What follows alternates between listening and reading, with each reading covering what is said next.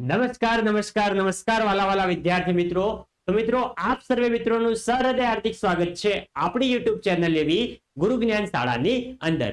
તો વિદ્યાર્થી મિત્રો આજના વિડીયોની અંદર આજે આપણે ધોરણ 10 વિષય હિન્દી વિષયની અંદર જે આપણું ચેપ્ટર નંબર 14 જે છે મેરી માં, એ ચેપ્ટરનું આજે આપણે સ્વાધ્યાયનું સંપૂર્ણ સોલ્યુશન આજે આ વિડીયોની અંદર જોવાના છીએ.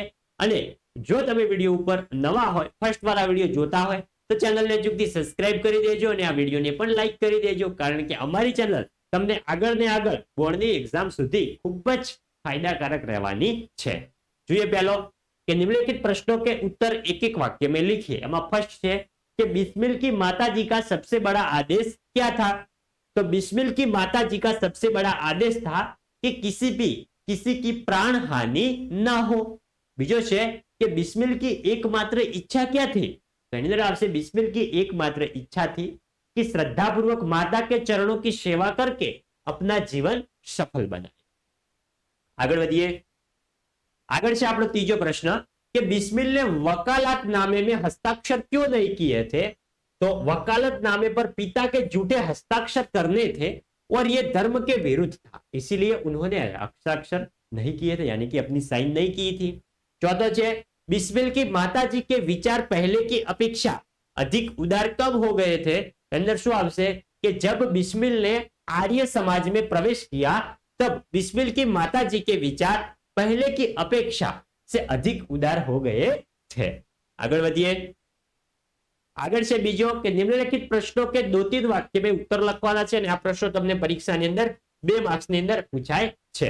જોઈએ પહેલો कि बिस्मिल को अपनी एकमात्र इच्छा क्यों पूरी होती दिखाई नहीं दे रही थी? तो अंदर आवश्य बिस्मिल की एकमात्र इच्छा थी कि श्रद्धापूर्वक माता के चरणों की सेवा कर अपना जीवन सफल बनाए, लेकिन बिस्मिल को फांसी की सजा हुई थी.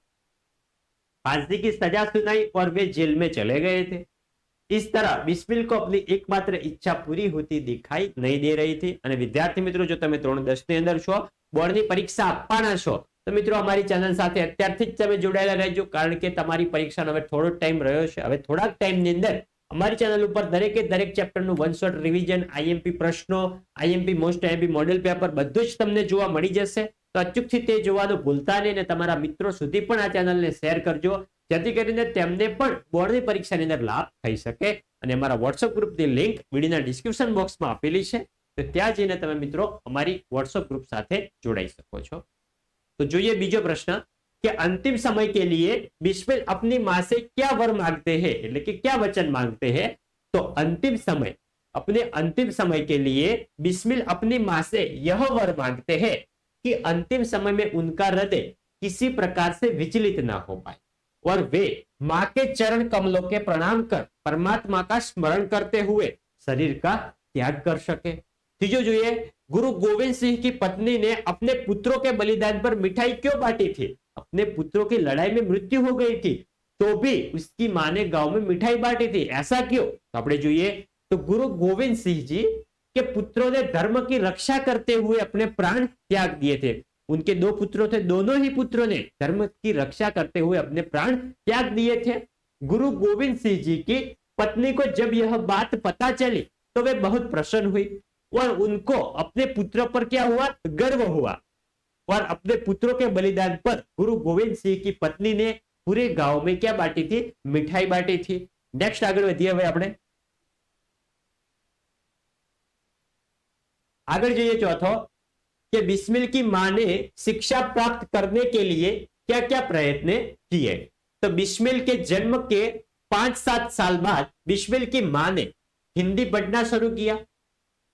घर का सारा काम करने के बाद जो समय मिलता था उसमें वह पढ़ाई लिखाई करती थी. आसपास रहने वाली औरतों से अक्षर ज्ञान लेना शुरू किया था. इस प्रकार बिस्मिल की मां ने शिक्षा प्राप्त करने के लिए बहुत सारे प्रयत्न किए थे. આગળ છે નિમ્નલિખિત પ્રશ્નો કે 4-5 વાક્ય में उत्तर लिखिए. આપણે તમને પરીક્ષાની અંદર એક પ્રશ્ન પૂછાય છે 4 માર્ક્સની અંદર. તો એમાં છે કે बिस्मिल के आध्यात्मिक, धार्मिक और सामाजिक उन्नति में उनकी मां का क्या योगदान रहा, इसके बारे में हमको बताना है.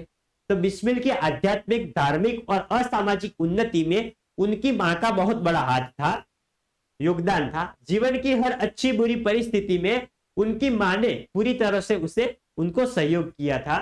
अपनी माँ के उपदेश बिस्मिल के लिए देववाणी के समान थे।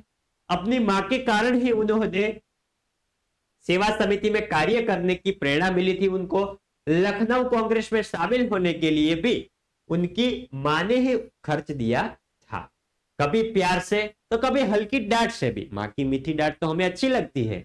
बिस्मिल ने कई तरह के सुधार किए थे। इस तरह बिस्मिल की माँ ने बिस्मिल की आध्यात्मिक, धार्मिक और सामाजिक उन्नति में योगदान देकर उनका मार्गदर्शन किया था, એટલે કે એમને ટેકો આપ્યો હતો। આગળ જઈએ બીજો પ્રશ્ન કે બિસ્મિલ की ચારિત્રિક વિશેષતાઓ પર પ્રકાશ ડાલીએ, એટલે કે એમની ચારિત્રિક વિશેષતાઓ, એની અંદર શું વિશેષતા હતી એ આપણે જણાવવાનું છે। તો જોઈ શકો છો સંપૂર્ણ પ્રશ્નનો આન્સર તમને સંપૂર્ણ આપેલો છે, જે તમારે ધ્યાનથી એકવાર વાંચી લેવાનો છે, પછી લખવાનો છે। બેઠે બેઠું કોપી પેસ્ટ કરવાનું નથી, આપણને સ્વાધ્યાય લખવા આપ્યું જ છે, તો શું લેવા આપણે લખવા ખાતર લખવું। એકવાર ધ્યાનથી વાંચી લો, જેથી કરીને તમને પરીક્ષાની અંદર પણ ખૂબ જ ફાયદો અપાવે।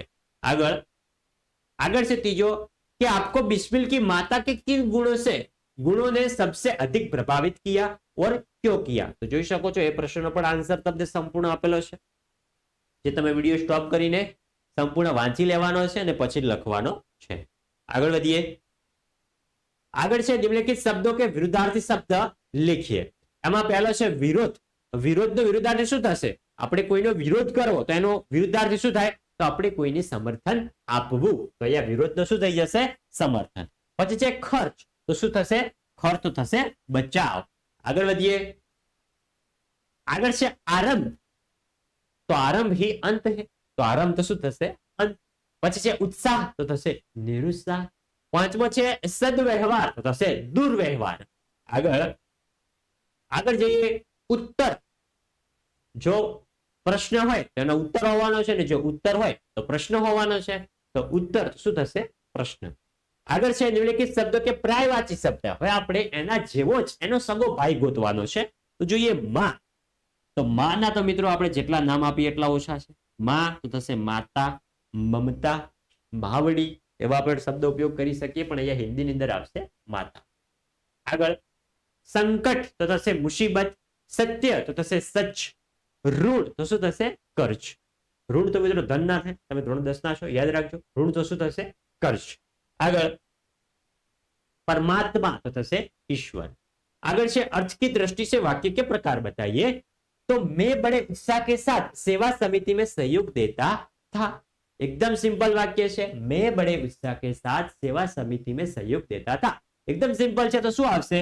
विधानार्थ वाक्य। विधानार्थ वाक्य એટલે કે આપણું વિધાન છે। આગળ છે अब मैं तुमसे नहीं मिल सकता। અહીંયા મિત્રો શું આવ્યું? નકાર આવ્યું, નહીં। नहीं શબ્દ આવ્યો તો શું થઈ જશે? निषेध वाक्य। तीजो છે परमात्मा जन्म जन्मांतर ऐसी ही माता दे। तो आ શું છે? આ છે વિધ્યર્થ વાક્ય। ચોથો છે क्या मैं कभी तुम्हारा कर्ज चुका सकूंगा। લાસ્ટમાં શું આવ્યું છે? લાસ્ટમાં ટેસ્ટ આવી ગયો છે પ્રશ્નાર્થ વાક્યનો, તો શું આવશે આપણું? પ્રશ્નાર્થ વાક્ય। તો વિદ્યાર્થી મિત્રો આ હતું આપણું ધોરણ 10 વિષય હિન્દી વિષયની અંદર, જે આપણું ચેપ્ટર નંબર 14 જે છે મેરી માં, એ ચેપ્ટરનું સ્વાધ્યાયનું સંપૂર્ણ સોલ્યુશન આજે આપણે વિડીયોની અંદર જોયું। જો તમને વિડીયો સારો લાગ્યો હોય, તમારા માટે ઉપયોગી રહ્યો હોય, તો વિડીયોને અચૂકથી લાઈક કરીને જવાનું છે તમારે, અને જો તમે ચેનલ ઉપર નવા હોય તો ચેનલને પણ અચૂકથી સબસ્ક્રાઇબ કરીને જવાનું છે। મળીશું આપણા આવનાર નેક્સ્ટ આવા જ ઉપયોગી વિડીયો સાથે। ત્યાં સુધી આવજો મારા મિત્રો। જય હિન્દ, જય ભારત।